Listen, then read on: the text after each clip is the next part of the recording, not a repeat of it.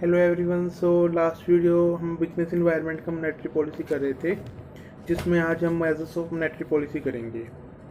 So this topic is very important for all of you, for paper point of view also. तो इस chapter के इस topic को ध्यान से करना, measures of monetary policy.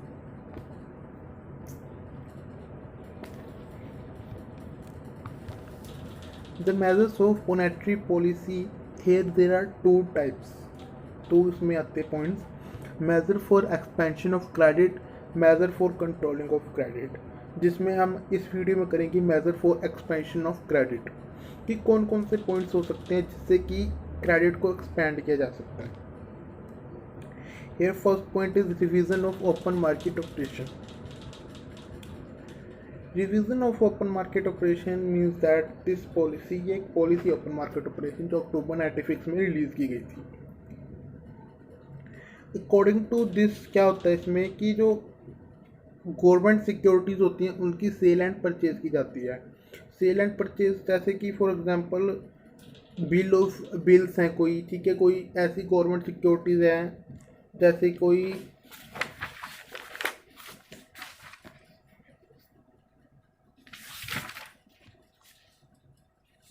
Coupons, ट्रेजरेबल्स हो गए, ठीक है, इन सब की सेल एंड परचेज की जाती है इसमें। सो सेल एंड परचेज करता कौन है? गवर्नमेंट करती है, ठीक है ना। इसमें क्या है, bank sale of the government securities to the public exceed it purchase. Purchase से ज़्यादा सेल की जाती है। अब परचेज से ज़्यादा सेल क्यों की जाता है? अब अगर सेल की जाएगी गुड्स को, फॉर एग्जांपल मैं गवर्नमेंट हूँ, मैं सेल कर रहा हूँ, मैं सेल करूँगा तो मेरे पास से पैसे जाएंगे कि आएंगे? मेरे पास पैसे आएंगे, गवर्नमेंट के पास से पैसे जाएंगे, सॉरी पब्लिक के पास से पैसे जाएंगे। In subsequent period bank sell the government securities, bank क्या करता है? गवर्नमेंट सिक्योरिटीज को सेल करता है to the public exceed it purchase. This excess sale method was discontinued between the 1964 to 1969 with the purpose of expanding the currency and credit in the economy। पर क्या था, इस पॉलिसी को expand discontinue कर दिया था between 1964 to 1969।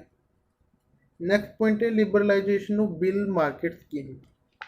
Liberalization of bill market scheme means that through the bill market scheme, commercial bank receive additional funds from the Reserve Bank। Reserve Bank से commercial bank fund receive करता है to meet the increase the credit requirement of the borrowers। अब for example मुझे पैसे चाहिए, मैं bank के पास जाऊंगा, कौन से बैंक? कमर्शियल बैंक के पास। नेचुरली आरबीआई और पब्लिक का सीधा रिलेशनशिप नहीं है, सीधा कॉन्टैक्ट नहीं है। सो मैं कमर्शियल बैंक के पास जा रहा हूँ, मैंने उनसे पैसे लिए, उधार लेना है, बोरो करने लोन। सो वो क्या करेंगे? वो फंड कहाँ से लेके आएंगे? आरबीआई से। Now RBI extend the bill market scheme include the export bill in order to help the commercial bank to provide the credit to export liberally। अगर मैंने एक्सपोर्ट सिस्टम करना है या मैं कोई फॉरेन ट्रेड कर रहा हूँ, so through bill market scheme क्या किया जा सकता है? इससे एक्सपेंड करके, बिल मार्केट स्कीम को एक्सपेंड करके आई कैन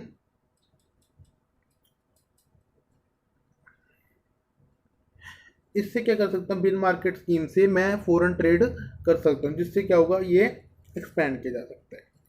थर्ड पॉइंट है financial financing facilities to priority sectors.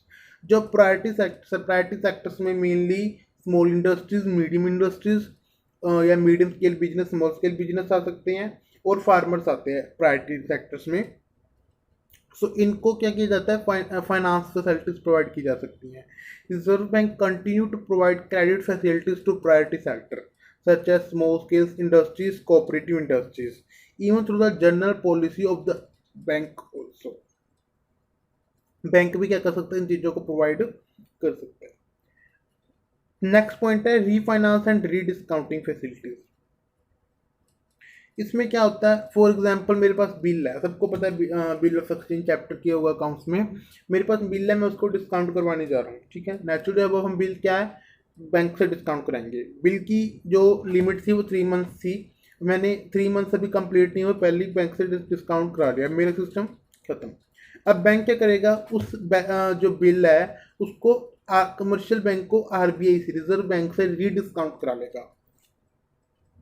So here this is a rediscounting facility. मैंने कोई पैसे चाहिए, मैंने फाइनेंस करा लिया, अब वो फाइनेंस पैसा जो कमर्शियल बैंक से कराया वो आरबीआई से करा लेगी, that is a refinance system.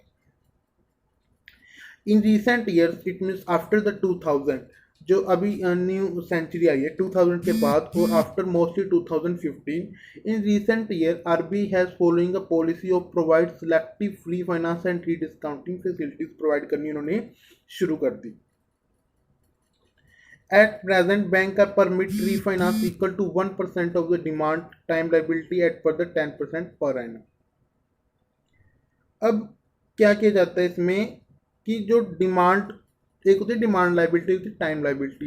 Demand liability की जैसे मैंने बैंक से पैसे, जब मैंने मांगी बैंक मुझे पैसे प्रोवाइड करते, और टाइम लाइबिलिटी होती है जैसे कि उसका टाइम हुआ 10 महीने बाद, 15 महीने बाद, 20 महीने बाद, जो भी उसकी लिमिट है उसके अकॉर्डिंग उसको प्रोवाइड किया जाएगा।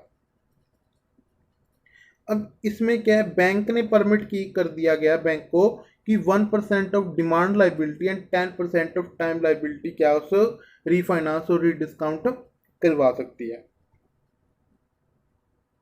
नेक्स्ट पॉइंट है credit facilities through financial institutions.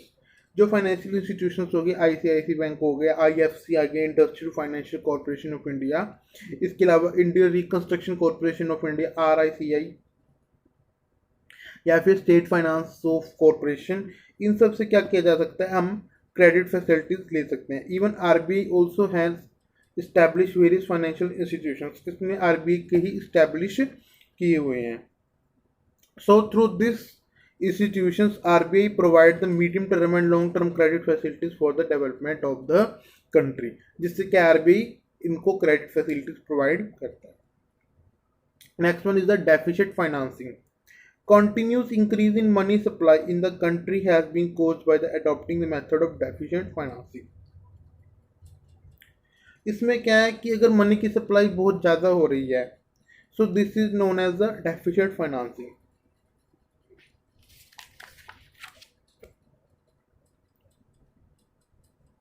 अब अगर बैंक पैसे अपने पास ज़्यादा रखता है, प्रोवाइड नहीं कर रहा, लोन प्रोवाइड नहीं कर रहा, ठीक है, टाइम लाइबिलिटी पे होने के बाद या डिमांड लाइबिलिटी में भी पैसे प्रोवाइड नहीं कर रहा, सो इन दैट केस जो बैंक प्रोवाइड कर रहा है वो क्या है, डेफिसिट फाइनेंसिंग को कंट्रोल में कर रहा है, बजट डेफिसिट को कंट्रोल में कर रहा है। इसको वैसे बजट डेफिसिट कहा जाता है, अगर आपको रिमेंबर हो, आपने +2 में भी किया होगा चीज़।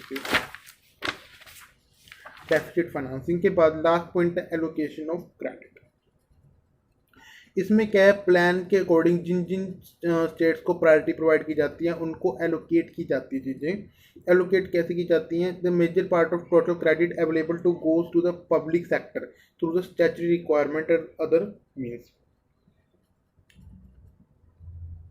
इन दिस अगर मैं सिंपल लैंग्वेज में बात कर रहा हूँ, फॉर एग्जाम्पल मैं कमर्शियल बैंक हूँ, किसी को पैसे चाहिए मैंने प्रोवाइड कर दिए, इट मीन्स मैंने क्रेडिट अलाउ कर दिया। सिंपल सी लैंग्वेज, सिंपल सी बात में समझो, मैंने क्रेडिट अलाउ कर दिया। So here the measures of the expansion of credit is completed. The measure for controlling of credit मेरे आपको नेक्स्ट वीडियो में मिल जाएंगे। For next video please subscribe my channel more and more. Thank you so much.